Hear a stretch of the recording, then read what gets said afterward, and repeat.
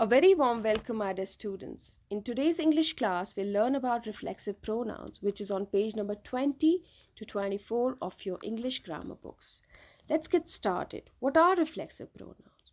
Reflexive pronouns are those pronouns that are used when subject, something we are talking about, we are dealing with, needs to refer to itself in the same sentence. That means subject will refer to its own self in the sentence. So, reflexive pronouns are objects.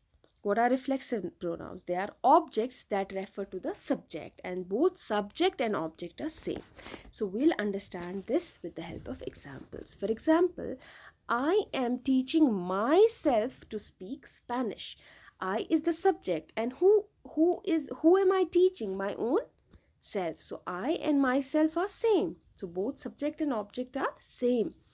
This myself is called reflexive pronoun, right? Moving on, few more examples.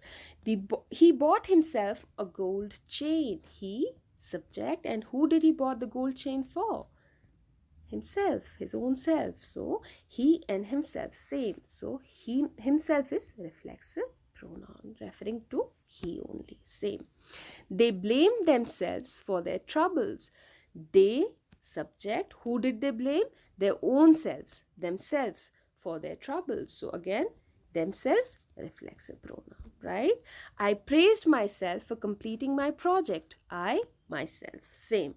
So here you might have observed a pattern that reflexive pronouns follow. All the reflexive pronouns end with self or selves, right? Now let's have a look at this. Every personal pronoun, that is first person, second person, third person, has a reflexive pronoun like I, myself,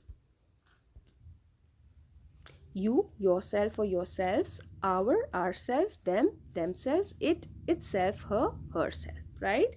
And many more.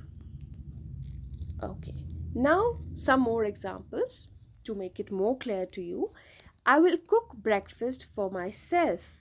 I, again the subject, and who will I cook for? My own self. So reflexive pronoun, I'm referring to my own self. Be careful with those scissors. You might cut yourself. Who will you cut? Your own self. So same, this is reflexive pronoun. Very good. Now remember one thing which is very, very important about reflexive pronouns.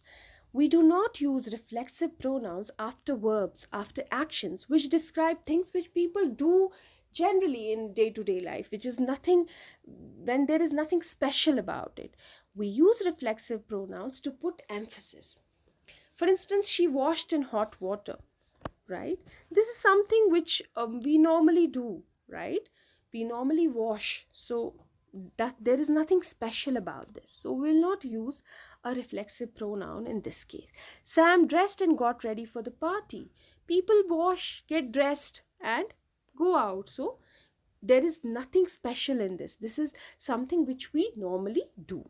Now, where to put emphasis? We only use reflexive pronouns when with verbs to put emphasis when there are special cases. For example, he dressed himself in spite of his injuries. He dressed himself, which is normal, but in spite of his injuries, right? He was injured, but even then he was able to dress himself. So this puts emphasis on the way he dressed. She is old enough to wash herself. Why emphasis? Because she is old. In spite of being old, she is able to do so, right? So this is something which needs to be remembered, right?